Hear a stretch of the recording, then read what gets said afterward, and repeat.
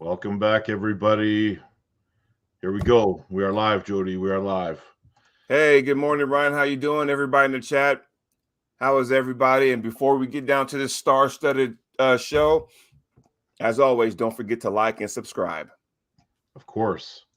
And I will take Pradeep's advice and move my microphone a little bit closer. There we go. Is mine okay? Yours is great. Yeah. Okay. Now, where do you want to begin? I was refereeing last weekend at Ward Drake's event, and Ward is there in the chat. Ward and I refed, and it was, one of the first events in Manitoba recently that didn't have a ton of complaints about the refereeing, as far as I know. None that I've heard, anyway. Good. So we'll take that as a positive. Now, that all being said, I didn't get to watch all of the matches as they happened. There was a bunch of us huddled around a telephone watching some of them. So we got to watch John Brzenk for sure. We watched some other ones, but we have the match order and we have our predictions as written down by you on a list of paper, correct? I got they're probably not in order, but I got the list right here. All right. Well, let's take them in the order that you have them. From bottom to the top, Sure. It was, we'll go Robert Baxter, and I cannot pronounce the other guy's name. Completely unexpected as far as I'm concerned. I expected more out of Baxter. I thought watching that match, it seems like Baxter went to the same. He would get positioned and he would drop his body. And, there are some people who have a lock right here. I'm one of them that has that lock right here, and I feel comfortable. But when it's best of 5 and you're down 2-0, I'm thinking, okay, it's time for something else. I'm thinking, hopefully, I was thinking Robert Baxter would, some way, somehow slip and get into the straps, but it just didn't work that way, It did not work out that way, and it was all the other dude. It just seemed like it was the same. All 3 matches were the same matches. It was weird because it was like normally in super matches, whether it's best of 5, 6 rounds, silver bullet, whatever you want to call it, it almost seems like that's when you really know what a puller is, because then you're kind of forced to use all your weapons, use all your tools, whatever you got in the shed, you got to use them all. And just seem like if you're a one-trick pony or whatever, then it's going to really show itself earlier in the rounds. That's my opinion. 100%. I actually have the match order, Jody, so we can switch it up and go back in order if you want. Yeah, because I think that Baxter was the second match, actually. It was match number 2. Okay. Match number 1 was actually Coach Ray and Doug Ehrlich. And wow. What can I say? So let's back it up 1 minute. We both picked Baxter to win, did we not? No, I picked Baxter 3-1. You picked the other guy 3-2. Oh. Okay. Well, I guess I kind of win that one, don't I? Yeah. I mean, we're not going to, if we both pick the same person, then we got to go, okay, what was the score? But yeah, you won that one. So. Yeah. So Doug comes in having some time off. We have no data on him at all. He comes in here, shows us that he has probably gotten better since being away from the sport for a little while. Unreal. What can we say? Never doubted his power. The only thing that doubted me, because when you haven't seen nobody for a while, there's always, some kind of rust. And, Babayev, which we'll get into later, looked strong, but somehow it happened. Here's the thing, Ryan, and you could let me know what you think. When you haven't competed, right, in a while, but yet you still been practicing with your team or your camp, there's a difference, because in your camp, we're all trying to be careful. You're training hard, but you're trying to be careful. You're not trying to hurt one another. Whereas you go to a tournament, nobody's holding back. They're going for it. So I think that's what I was expecting. And knowing Coach Ray being on that upper echelon in his weight class, where he's gone on all the big stages and won as of late, I thought that was going to, bleed into this match come right here, and hell, knocked me off my socks. So we both had Coach Ray. We both took an L on that one. So congratulations, Doug. Fair play. Yeah, good for him. So he'll definitely be back. We'll be seeing how far he can go. Yes. Effie Komek at Beckett.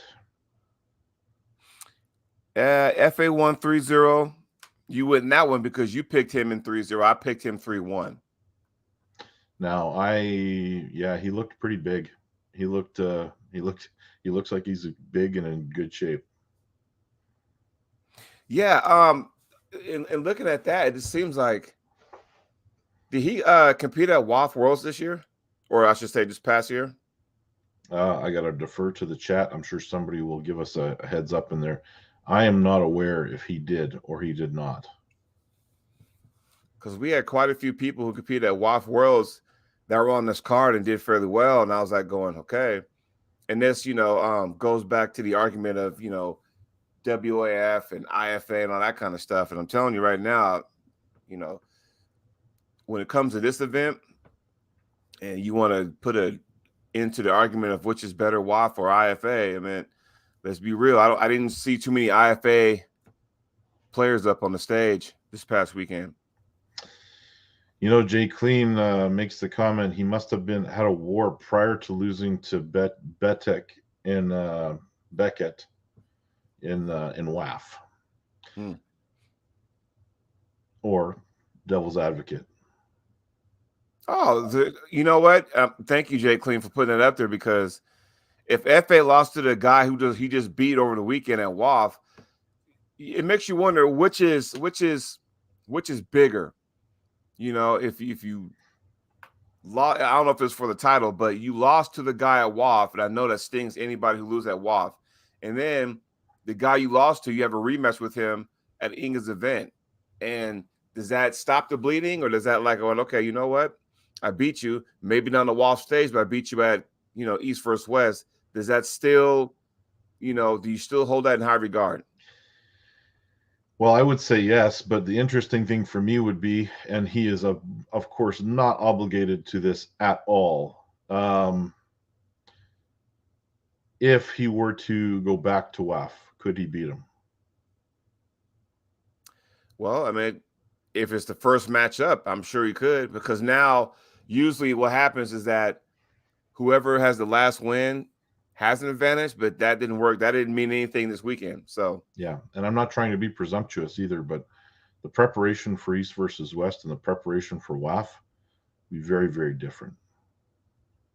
If Agreed. You can, yeah, if you know what I'm saying. Oh yeah. Then we go into Corey West versus Fareed, and this was a bit of a shocker. A bit of a shocker. Not in the way that it went, not in the way that it finished, in the approach to the match, because I think there was a narrative out there that said he needs to top roll Corey to have a chance.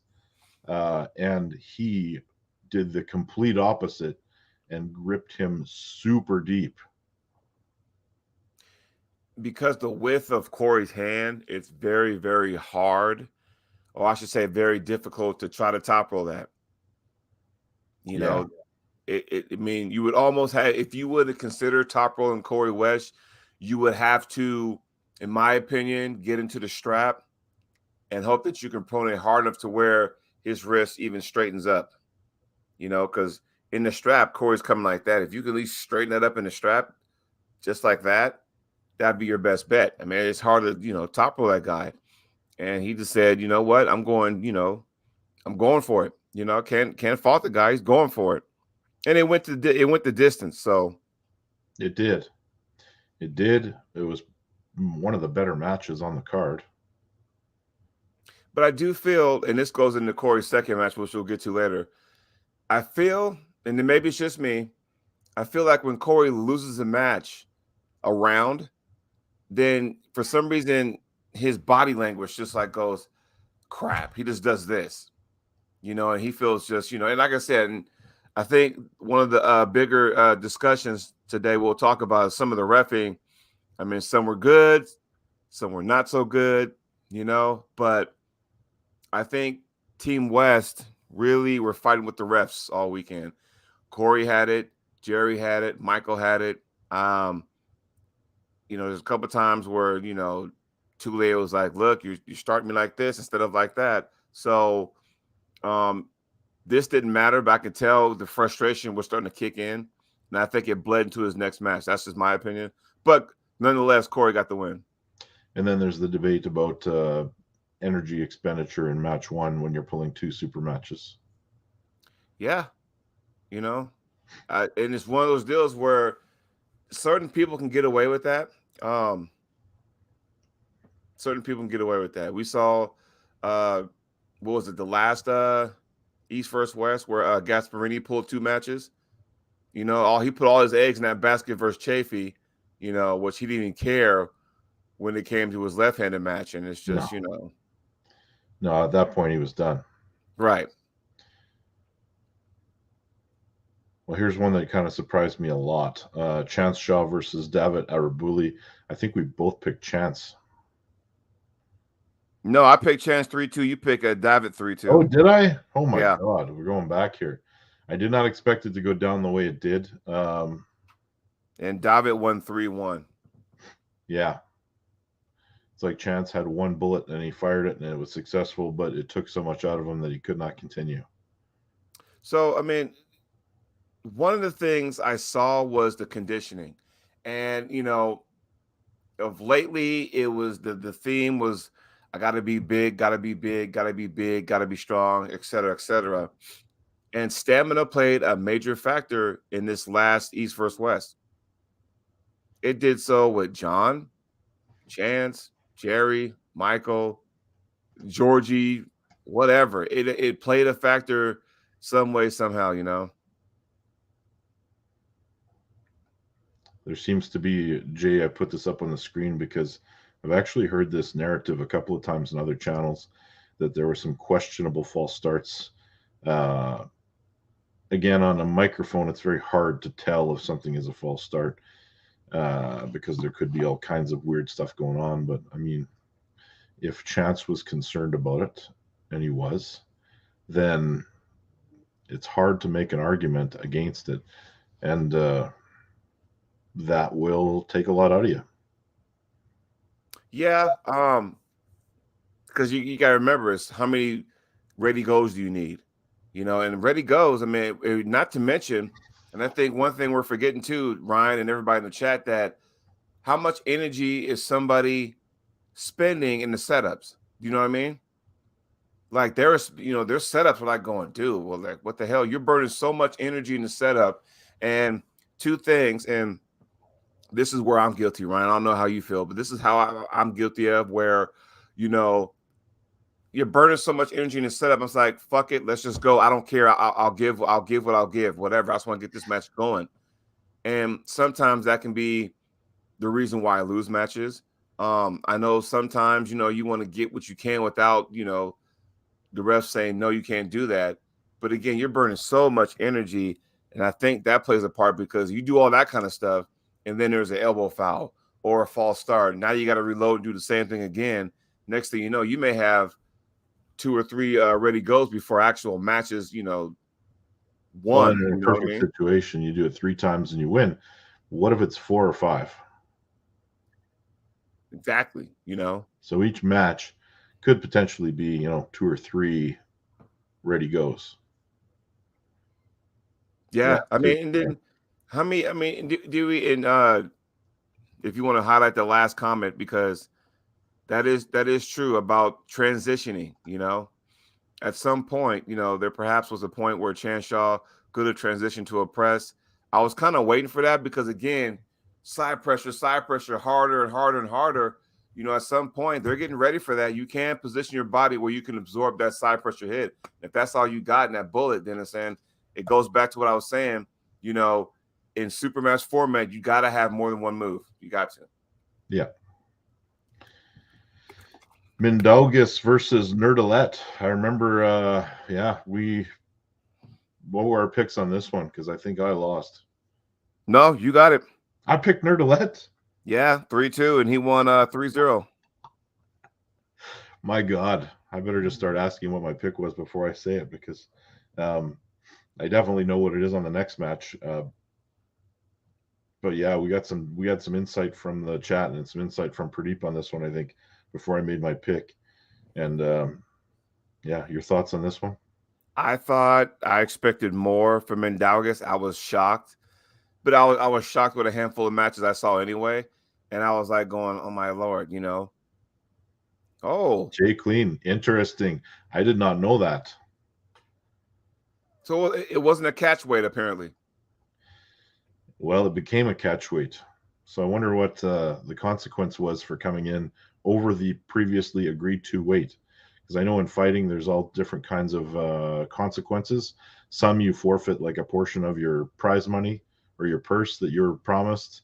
I don't know what Engen has in place. I would be interested. Neil Pickup revealed that on the show.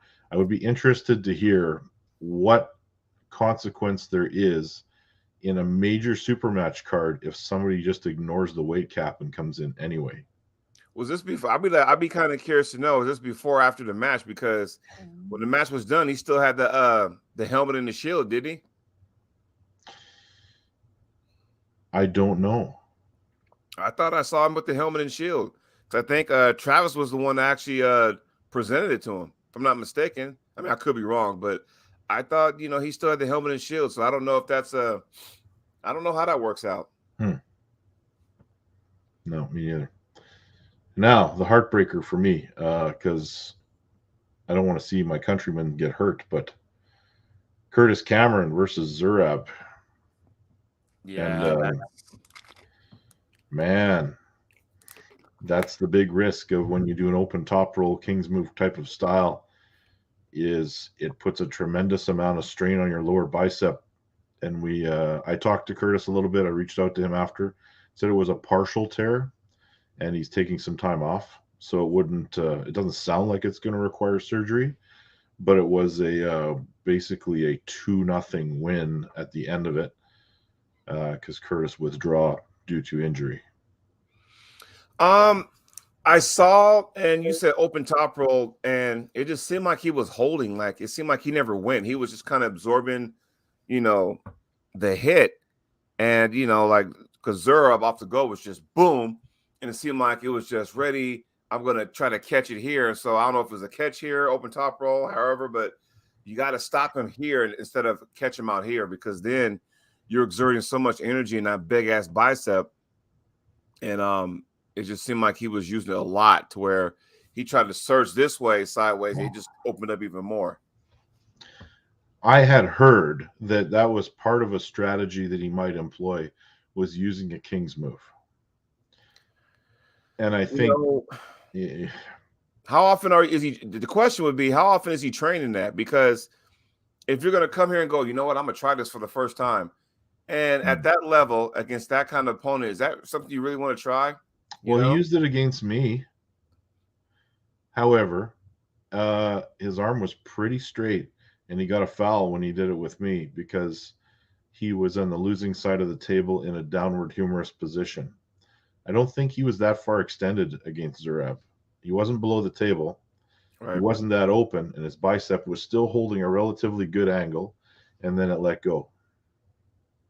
Yeah, you got to be careful. Speedy recovery for sure. Yes. Curtis Cameron, and hopefully he's back in a quick time frame here. The Nationals is around the corner in July. Hopefully he makes that. All right, Pork Chop, recover, sir. We're all praying for you. Yeah. And then we got a big shocker coming up. Big shocker. Gabriella versus is it Barbara or Barbara? You just Barbara? Yeah. Yeah, Barbara. Yeah, we both had Gabby, and didn't see that coming. And I was like, wow, you know. Yeah. It was weird. It was just like, did that just really happen? And I know, and here's Gabby, because even after the match, and she had put something on her social media on her YouTube, and it was like, she's trying so hard to like still keep a smile. Hey, I hate losing. I'll be back. But I know deep down it really got to her. Well, Stevie Diamond, size matters, he says. Well, she was an enormous girl compared, and I mean, frame, height, the whole deal, compared to Gabby, huge. And the telltale sign is at the end when they put the helmet on her. You know, when they try to stick it on like the head of Jerry Cataret and it just kind of sits on top. Well, it Yeah. sat there. It was that way with her as well. I was just like, oh my God. It was like, wow. Just, you know, the two matches that stood out to me, I was like going, that was that one. That was Now, do one you of them. think Gabby needs to work on a bit of stamina for a super match format? Because we saw that one match with Sarah where had there been one more round or just a slightly longer format, we may have seen a very, very different outcome. Excuse me for saying this, but I think up until this point, Gabby really never had to worry about stamina because she was just so dominant. Well, I don't know, man, because remember we saw Sarah, and when they had completed match 4, there was a question of, do you want to finish the rest? And she's like, no, because we probably would have seen Sarah take the next couple matches. Then we would have had this question about, you know, they're so close. Do they have to have another rematch? Well, and then I think Gabby was smart by going, hey, I already won 4. I don't want to injure myself. So, I mean, from that standpoint, she made the right decision. But she's just been so dominant. In her last outing with Gabby had in the East vs. West, she pulled the same person left and right. But she was just so dominant that it really never showed until now. When you start going to the limit, you really start knowing what you have in the gas tank. And like I said, the two topics of this event was either reffing or stamina. Yeah. Played a part. Yes, Jay Clean. It's like Dave Chafee all over again. Stevie Diamond, where's the belt? The owner of the league, the ownership of the league changed. They're changing up the belts, and then I will have it back. And even Preacher Arm Wrestling said after seeing, you know, Barbara at the press conference, you know, totally saw that coming. She had that look in her eye. Well, yeah, if I'm 6'2" and 264, I'm like, fuck, you know, just the face off was like, you know, she had a path, like she had a mission, and Jay Clean even said she just kept attacking that hand, and it worked. Like in a super match, you're playing a longer game. It's not just about winning each round. Sometimes you take that L in a couple of the early rounds to win the whole thing. Right. And that's what she did. And hats off to her. But Gabby will be back. I'm sure we'll see them again. But I mean, Gabby is, you know, she's got a small frame. So how much bigger, stronger can she get? Or does she focus on endurance? Or what's the story there? I don't know. I'd say endurance because you're not going to get no taller. She has the power. I mean, obviously, it wasn't like she lost 3-0. So she has the power. I think if you focus more on conditioning, then, you know, there you go. Because I don't think the power is going to go anywhere. Yeah. And in fairness, probably a lot more data on Gabby out there to study than with Barbora. GB, in these super matches, endurance is so important. Yeah, so important. I know that from an outsider standpoint, and then people look at our sport and go, you know, why you got to have endurance? Well, here it is. This is exactly the reason right there, you know? Well, speaking of that, this match, you know, I saw some comments earlier in the chat here. I completely agree with what they're saying because I saw it. And I've been seeing this lately, and it's been frustrating for me because you have John Brzenk pulling Irakli. When John comes in, clearly looks comfortable, looks like he could sweep 3-0 anytime he wants, but then seems to like not just make a choice to just have fun and kind of mess around. And it almost looks like he could be way more aggressive and win any of these matches and chooses not to. Does that make sense to you, Jody? Yeah, I was wondering if, and I'm glad you said that because my comment for that is, and this is where I want you, Ryan, I want everybody in the chat to hear what I say and please respond to what I'm about to say. Do you think, because yeah, I mean, it seemed like John was kind of like, okay, you know, I'm like, where's the killer instinct? I wonder because he's pulling in about what? When's the next pay-per-view? Like 20 some odd days or whatever. King of the Table. Yeah. And he has Saplinkoff. And I wonder if that, you know what? I got Saplinkoff in the back of my mind next month. You know what? It's okay. It's okay. I wonder if that played a fact, because it just seems like it wasn't the John Brzenk we all know. It just seemed like, okay, he kind of let that one go. When it was 2-2, I'm thinking, all right, John's not going to mess around. I thought he's just going to go ahead and press him. But even then, it was like going, that's just weird. The match was over. Irakli won. And even John's reaction to that was like, oh, hey, you got it. It was like going, it was just so odd and so weird. What do y'all think about that? It was almost like and I don't want to insult, if this was not the case, I'm not trying to insult the legend. And that's not my intention here. I'm just questioning, was it just the last little bit of training before he pulls Dennis? That's kind of what it looked like to me. John can play the mind. He can play the game too. The mind game. He could, go out there and make it seem like, oh yeah, it's just. And who mentioned it? Somebody mentioned it, that John has never missed a East versus West. And he'll always be brought back. And all of his matches are extremely competitive, but he always just seems to lose. The first one wasn't, but I think the first one against Zoloff wasn't, but the ones after, they were barn burners. Yeah, and he always does. He gives away a lot. He gives away a lot.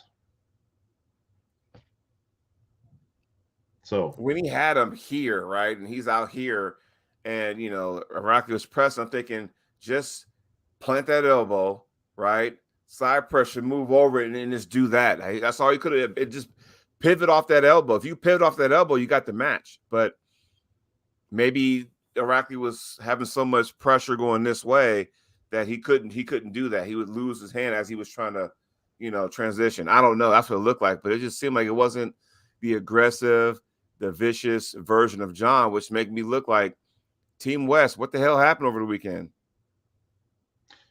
Maybe that's it. But I mean, it looked like a great match. Like had everyone on the edge of their seat where I was. It was the last match they had on East versus West before the tournament started. So everybody was watching it. Jay Clean corrected you, said John didn't compete at the very first East versus West. Okay. Was it? Well, I meant his first match. John's not the actual one, but the East versus West that John competed at, his first one, it was dominant. That was the one over Zoloff 3-0. That wasn't really. Yeah. It was like, okay, but I mean, Preacher arm wrestling. Hey, shoulder might have not been feeling it. That could always be, a thing. Knowing that Dennis Saplinkoff is there watching, knowing that, okay, this is who I'm going against, next month. That it's pretty interesting that we have this scenario now where, well, everyone in the chat seems to be, the common theme is that we all think that John could have won that match in match 5. Yeah. But like I said, when your opponent you're facing is in person, watching 20 yards away, it's like, oh, okay, Well, at the same time, he can't jeopardize that match, so he's got to come out of there healthy. But you also need to understand that Dennis maybe is not the most technical arm wrestler in the world. And, whatever he sees there, how much of it can he utilize? You understand what I'm saying? Yeah. And Stevie Diamond says Irakli was a juiced up young buck. I don't want to turn this topic into like people who are like, on the sauce and all that kind of stuff. But they don't test at that event as far as I know. Yeah, it is interesting. But I mean, the thing about these Europeans is they seem to be able to go very easily from tested to untested. So maybe it's not as prevalent over there as we sometimes speculate. Right. There's some people you're never going to see at the WAF championships. Like you're never going to see Dennis go back to WAF. No. But I mean, Levon spent a good portion of his career there and was arguably the best super heavyweight in the world before he went to PAL. Yeah, but here's the thing. So now he was dominant, but he wasn't that dominant. Have you seen the latest picture of him? It's like the Well, fuck, I mean, man. there's beating everyone, and then there's just, in a different galaxy. Yes. Okay, buddy. Craig Tulier versus David Simushia. And I remember because when we were on the show last week with Pradeep and you guys asked me who I picked, I was like, I wasn't sure yet. I was like, you know what? I'll have to give you my answer by Thursday. I never got a hold of you Thursday, but I ended up picking Tulier to win 3-1, and that did not happen. I believe Pradeep and I both picked the other way. Yes, you did. Yeah. I had concerns after the match with Brandon Alcesor. And they gave Tulier a really hard match. So, yeah. Okay, here we go again, Ryan. And this goes back because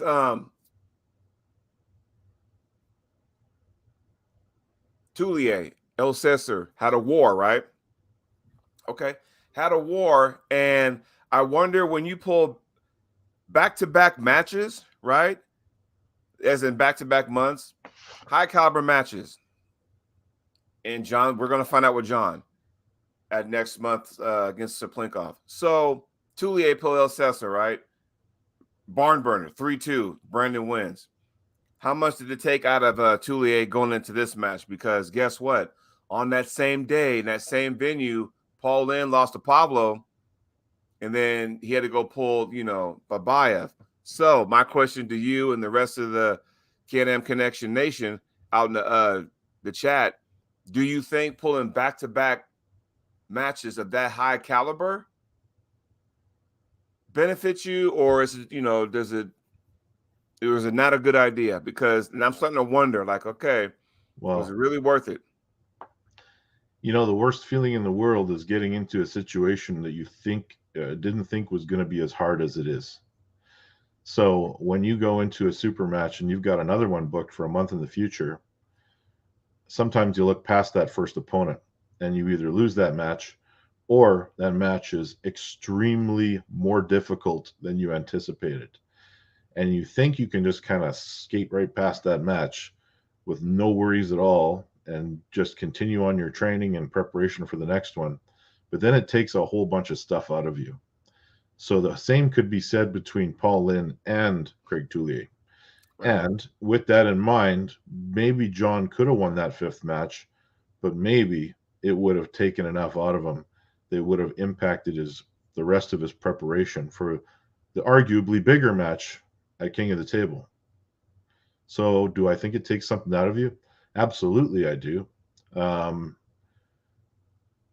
As guys get older in the sport, and I'm not just saying the older guys, but, let's face it, it's the older guys. They probably would be wise to book these things farther apart. Yeah. Well, I mean, I think there was one match where I think John's last match, he wasn't supposed to pull because he was like, I didn't want to pull. I want to focus on, it might have been this match. I want to focus more on Dennis, but it just happened. Could you highlight Preacher Arm Wrestling's comment over there? It said, Craig looked amazing at the practice, and he had with the guys before leaving. I think it was 100. I think he was 100%. David just a stronger dude inside, and Craig's not known for his inside. I mean, he can get there, but he's not really that known. It's just that it's the quick hit. It just seemed like, I don't know. I mean, like I said, I picked him to win, Craig, and it just seems like he just got outpowered. That's what it is. That's a true story. You can't deny it. Mind you, Corey Weston Freet is the exception to that. But. Right. Yeah, and it's just yes, and we'll get to Babayev in a second. But as far as Tulier, do you think he was out of his realm on that match? I think Craig needs to just like he's a really good arm wrestler. He needs to pick a weight that's perfect for him and make sure his matches are not Hail Marys. Like I think he needs to be a little more selective on who he accepts matches with for the time being until he gets some traction again. Now, Arguably, Craig is in the best shape he's ever been in his life. mm-hmm.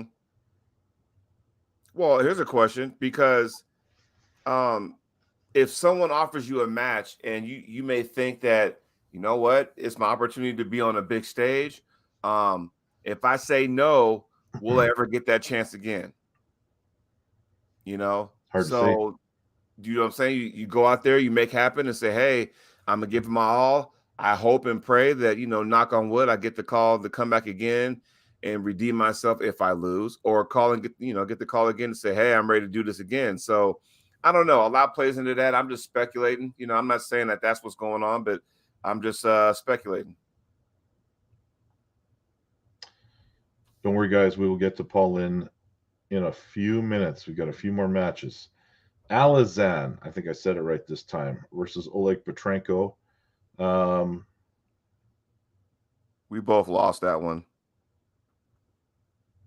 What were the official picks? You had Oleg winning 3-2. I had Oleg winning 3-1. Oleg lost in a sweep.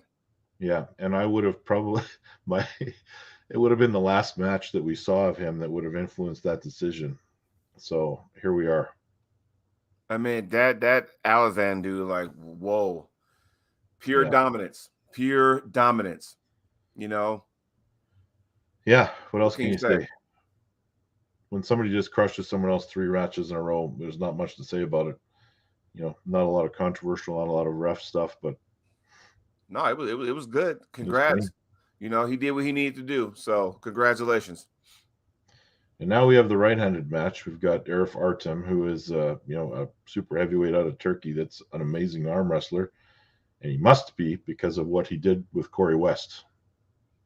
Was there some Turkish home cooking? with some of the Turkish guys. This one was a surprise to me. Huh? This one was a bit of a surprise.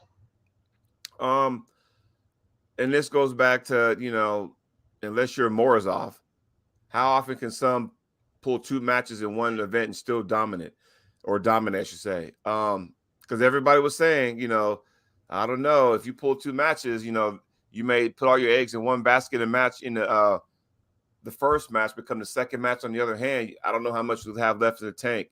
And this goes back to what I was saying earlier in the show, that it seemed like when Corey lost a round, you could see the distraught frustration on his face and his body language. I don't want to say he gave up, but it was just like he was real flustered. And it could have been the refs, he didn't get what he wanted. Could be some false starts that they didn't call, but it just seemed like he was real frustrated.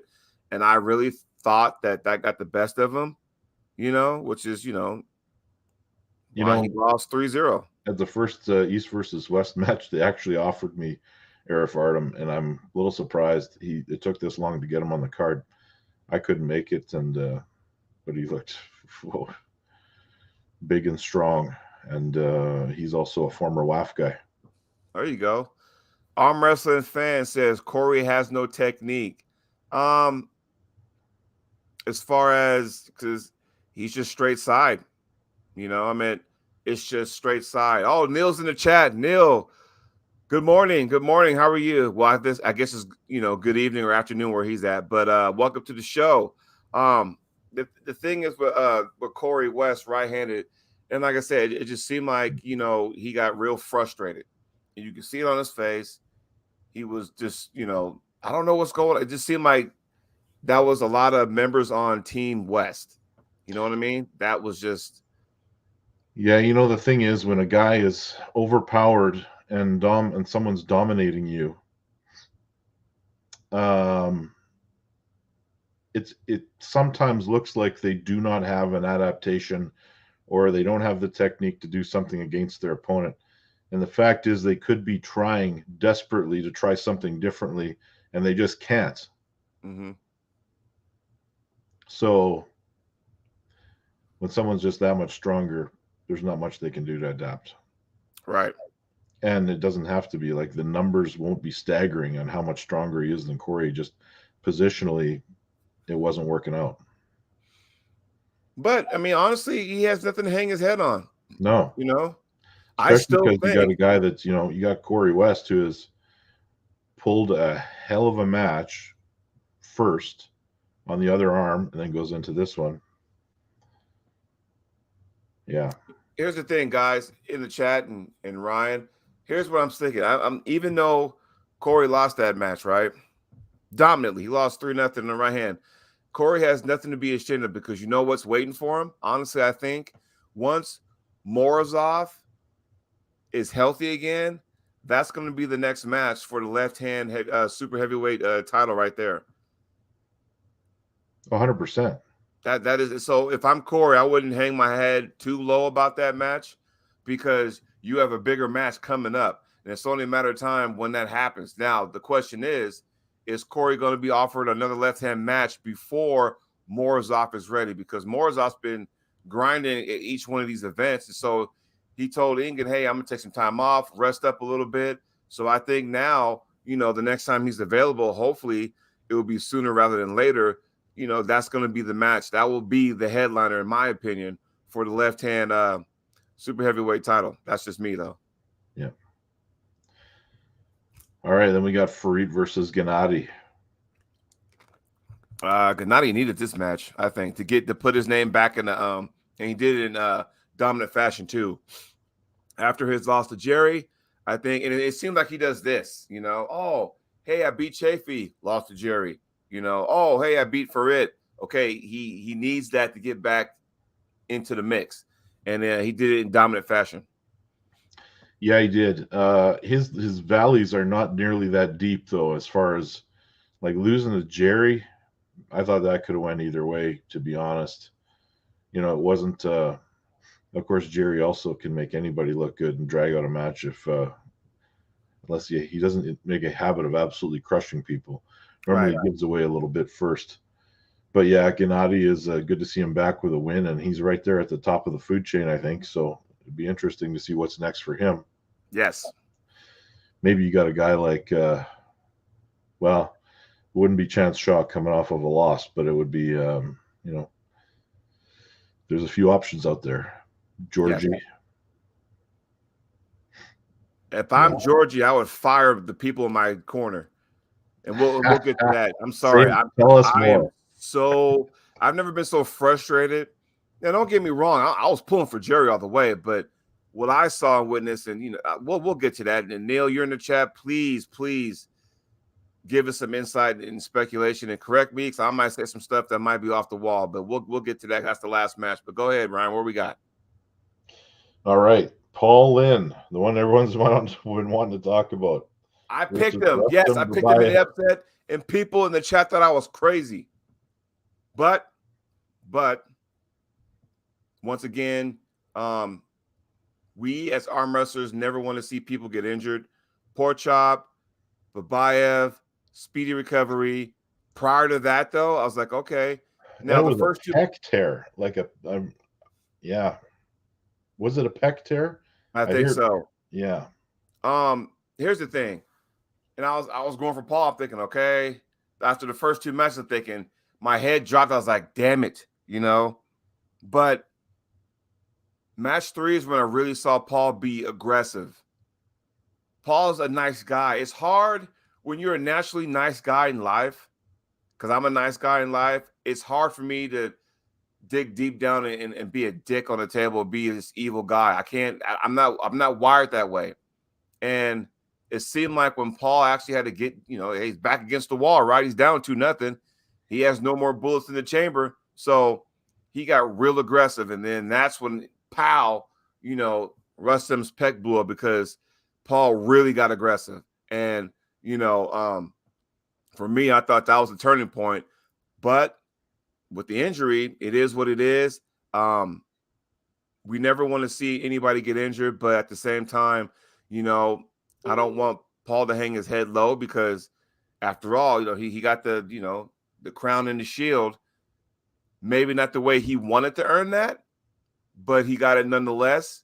I think that right there would be like, okay, and now it just has to get his mind right, because now Inger's going to have some say about who his opponent's going to be next, Jay Clean, you say, who would laugh at an injury, let alone a legend? I only know one guy that ever laughed at an injury, and that's Evan Really? Burgoyne. Yeah. Well, it's Beer Man. Yeah. And mark my words, one day, him and I are going to have a date, and I'm going to take him down. That's just my opinion. But, who cares what I think? So Everybody on the show that is watching right now cares what you think. I'm going to take that guy down one day. So after what I saw against Paul Maiden, he should not be talking trash to anybody. But anyway, different topic, different day. Moving forward. Oh, man. Michael Todd versus Ungerbayov. Well, we lost that one because we both picked Michael. And you know what? This was when I really think, Team West was losing everything. Mentally, the mental game, it was like Michael spent so much energy. And I'm a big Michael fan. Everybody knows that. I think he spent too much energy complaining about what was going on. And I don't know for sure. I mean, Neil, you were there. Maybe you can shed some light on this. It seemed like that. I don't know if the refereeing wasn't spot on. Michael was talking about, hey, well, if you're going to call, infraction on me, he's doing the same thing. Call it both ways. Just don't make it one-sided, and I thought it got the best of him mentally, honestly. Yeah, that's a tough one. They're trying to tighten it up a little bit, I think. But there's some questionable calls there. Michael got frustrated. Ungerbayov wins.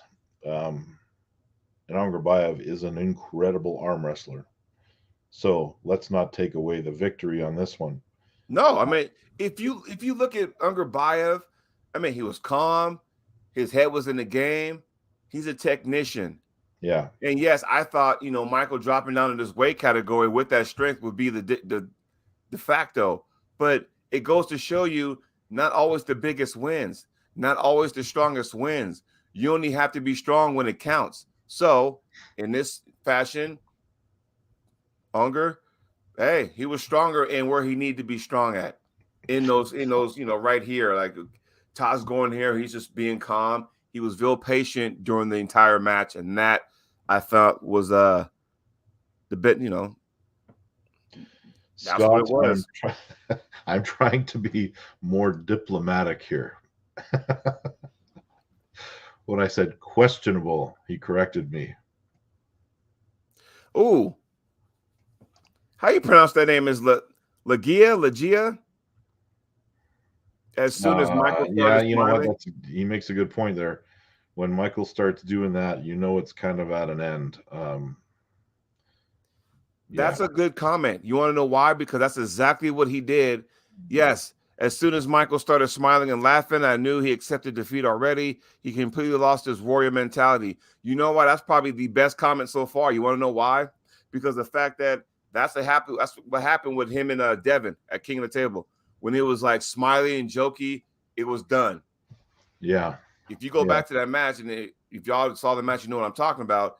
If Michael's not, if he's not doing that, is he done? Because that's exactly what happened with Devin match. And I was like, just kind of going, fuck, Yeah, you know what? Having pulled him on the other arm in a super match, as soon as he started doing that, it took a little bit out of him. Yes. Neil Pickup says Ungerbayov was the better arm wrestler on that night. Mike had a few harsh decisions against him, but Ungerbayov was worth the win, in my opinion. He was magnificent. Yes, I agree. You're not going to attempt that first name? What's that?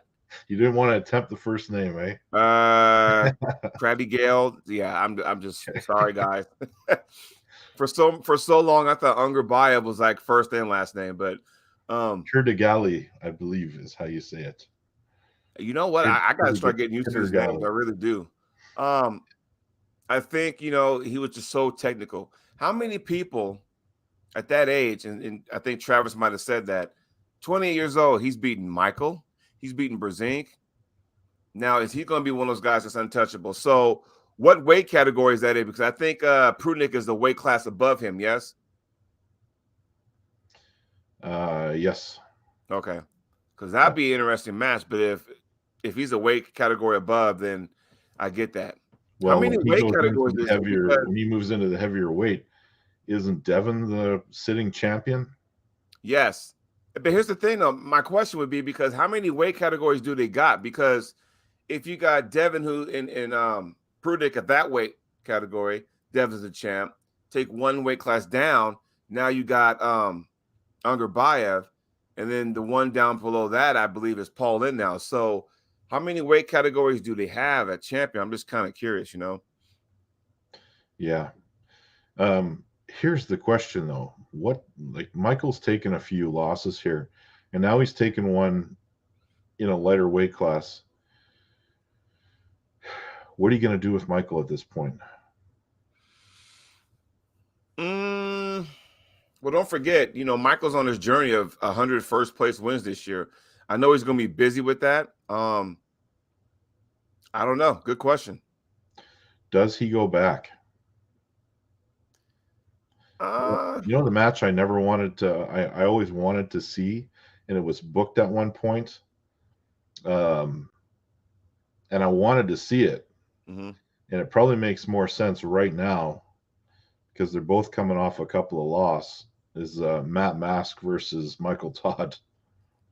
I think that might have been a Wall match had Wall not COVID not canceled, Wall, whatever. When it was Matt versus Sylvain was a replacement for Michael Todd. That's what I thought. I thought I heard that. It was a last minute, hey, can you do this? Yeah. So, well, Mike has to really prove himself before another title shot happens. Of course, he's not going to get another title shot right away. But there are a dozen guys over there that you could put him up against. Right. Yeah.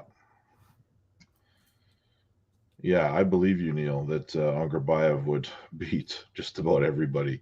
Let's not forget that he competed in the super heavyweight top 8. Yes, people forget that. He actually, before we know the Levon we know now, he actually gave him a run for his money, kind of, made Levon think for a second.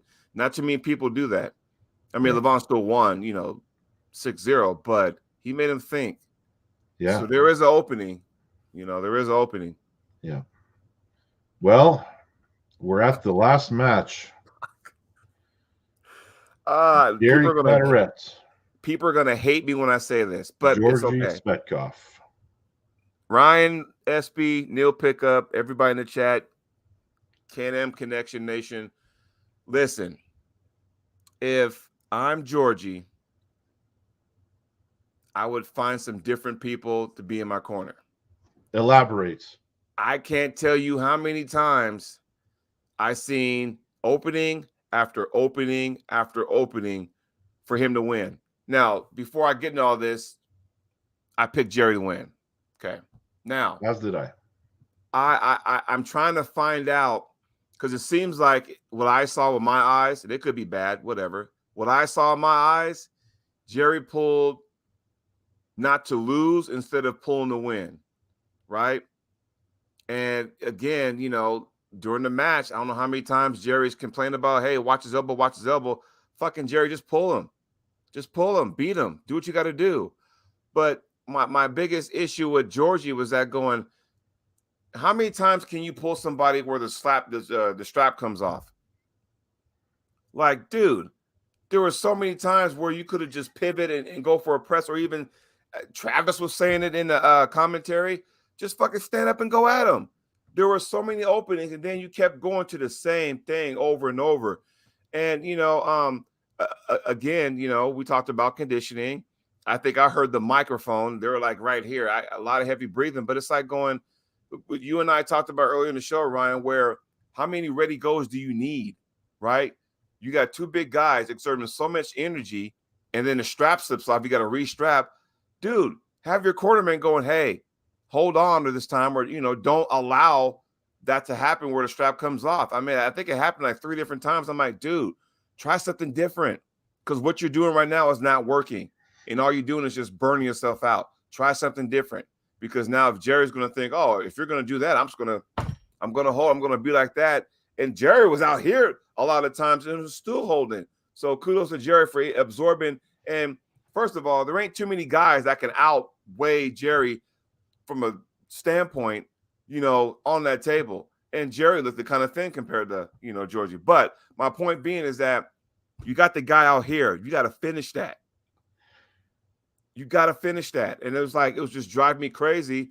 And again, I wasn't rooting for Georgie because I was rooting for Jerry. But I'm like going, what are we doing over here? Like, if I'm in the corner, that bothers me.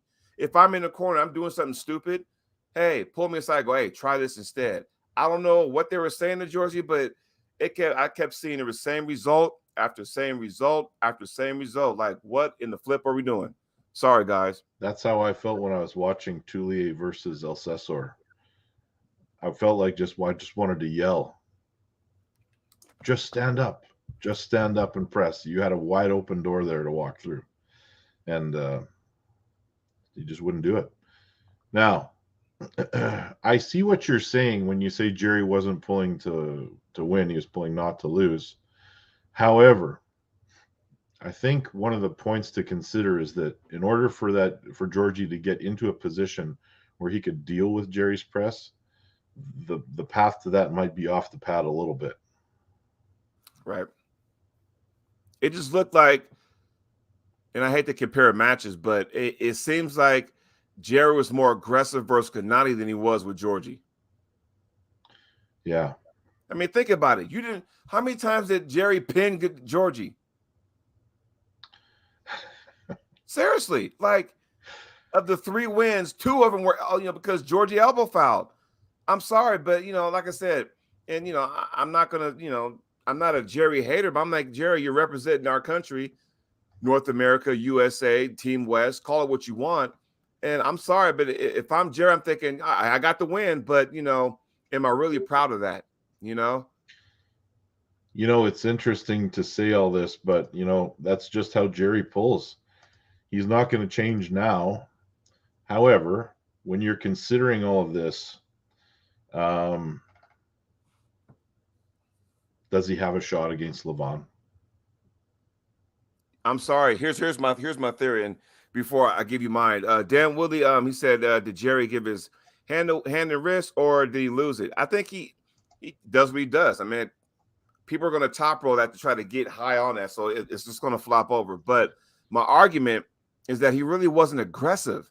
I'm sorry, when you pull Levon, you better get seriously aggressive and not try to, wait. It seemed like in this match, and Neil, Ryan, everybody, tell me if I'm wrong, because I've been wrong before, but did it seem like Jerry was just waiting to see if Georgie would elbow foul? Because, there was time it seemed like Georgie was kind of sloppy. So Jerry was just waiting. Okay, hey, watch his elbow. Fuck, Jerry, who cares about fucking pin the guy? Who gives a crap about his elbow? Where is that? You pin the guy. You ain't got to worry about that, because guess what? If he does elbow foul in a losing position, guess what? You get the W. You get the win. But for some reason, it seemed like here's Jerry. Hey, watch his elbow. He's pulling. Hey, his elbow. Who cares? Again, maybe the refs were not on their A game. I get it. You sometimes see that a lot more in tournament arm wrestling. Watch his elbow, his elbow's off. Right. If you're kind of going back to that every time, yeah, I see what you're saying. So if I want a rant, I apologize. No, rant away, my man, rant away.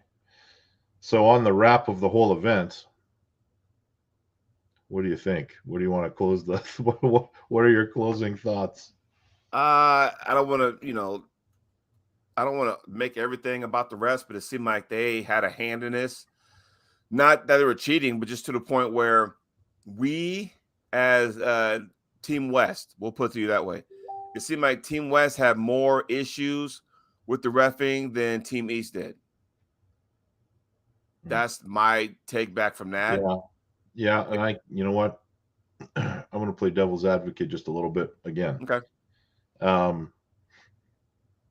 When you're used to pulling under a strict rule set, aka the East, right, and the North American arm wrestler has gotten used to pulling in a very loose rule set where, you know, you get away with all kinds of shit.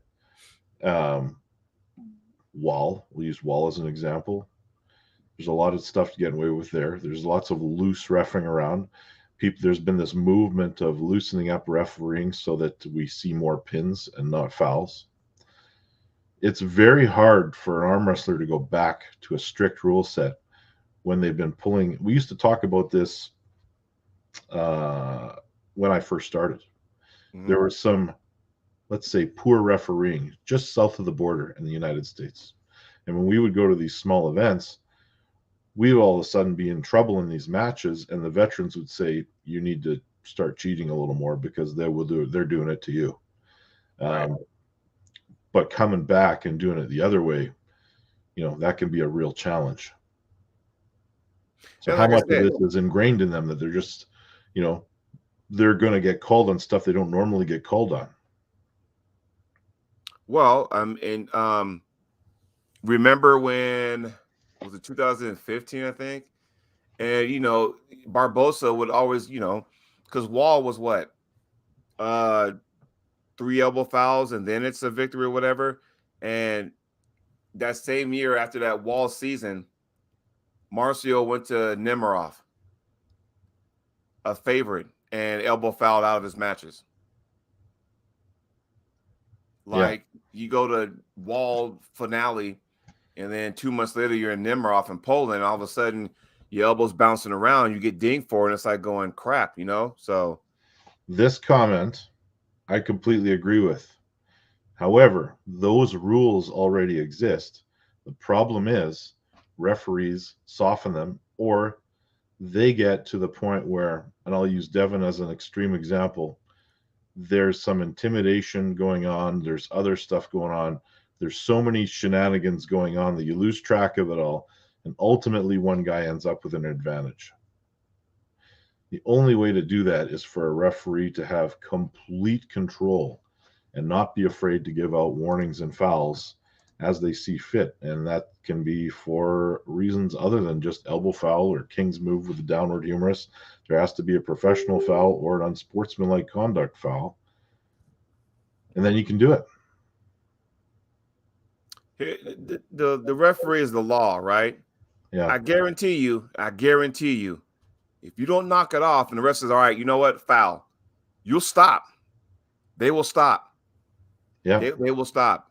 But the ref has to take control. So if Ryan and I, you know, are in a match, and let's just say Neil Pickup's the head ref, right? And we're going at it, you know, I'm jockeying, you know, I'm trying to get a match, and Neil's like, hey, that's your warning. I'm like, I'm fine. I'm not doing anything, you know, and all of a sudden I'm still trying to, you know, get the advantage. If Neil says foul, guess what? I really want this match. We're here to compete, not play games. If Neil calls a foul on me, guess what? You're in charge, sir. I stopped. I'm ready to roll. Right? And I guess it's easy to play armchair quarterback, but yeah, that's where I'm at. Overall, though, the event was good. Shocking upsets, but overall, yes, good. 100%. Okay, Neil Pickup says the whole losing position thing is weird and soft as frig. Yeah. Definitely an argument can be made for that, because there's too many nuances to the sport to say just because you're past 10-2, you're either in a winning or a losing position, because you can have a complete hand advantage and be slightly over on your opponent's side of the table. And if the match goes on, you could potentially come back and win it. And they're going to call, if you slip out at that point, they're going to call it losing position. It's very arguable. And then Dan Woodley asked the question, is it right for Ingen as the promoter to get involved? Well, when he jumps up on the stage and influences a referee's call, I do not agree with that. But it's his show. But because Ingen did do that, but did he do it like, was it necessary? Like, hey, you know, what's going on here? You know, because I mean, you know, when you put on a show like that, and he's doing an awesome job, by the way. When you put on a show like that, you want to make sure everyone is, you know, at ease. Like, okay, I want to make sure I want to put on a good show to where the audience is, people watching, the athletes are enjoying themselves too. And you don't want to, sit there and, screw anybody over. But, if I'm traveling all the way from, Oregon to go over there for whatever reason, and I get screwed, that's a long ass trip for that. You want to see a match. You don't want to go over there and just elbow foul twice and know that you're done. Thanks for playing, Right. Here you go. There's something else I wanted to touch on here. What the heck was it? Oh, let's talk about Engen's post. I'm just curious what your thoughts are on this. You made a post about somebody, and I won't say their name. I'll say their no, I won't. Being an enemy to the sport of arm wrestling. And I don't know what they did, but I assume that being right after the event, they shared the event somewhere where people did not have to pay for it. I'm not sure. I even had to ask what happened. Now, he might have done that like maybe during the event, after the event. I'm not sure, but he did that. So it was like, hey, calling our cars, unfriend this guy, yada, yada, yada, this, that, and the other. So that's what happened.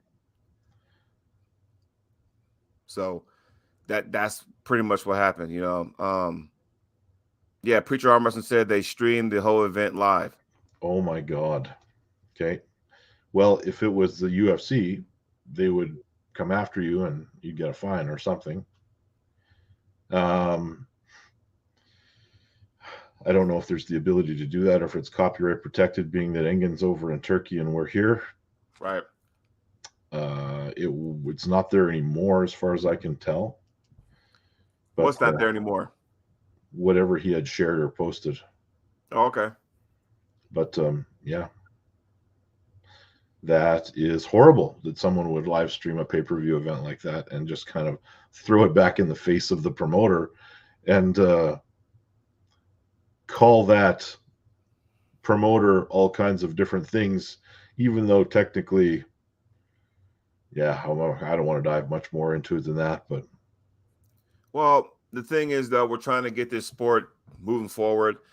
Every promoter is doing something special, It's unfortunate it went down like that, but I don't think it's going to stop Ingen from having great events, because you look at Arm Gods, Arm Wars, King of the Table, East vs. West, and of course all the other events that go on.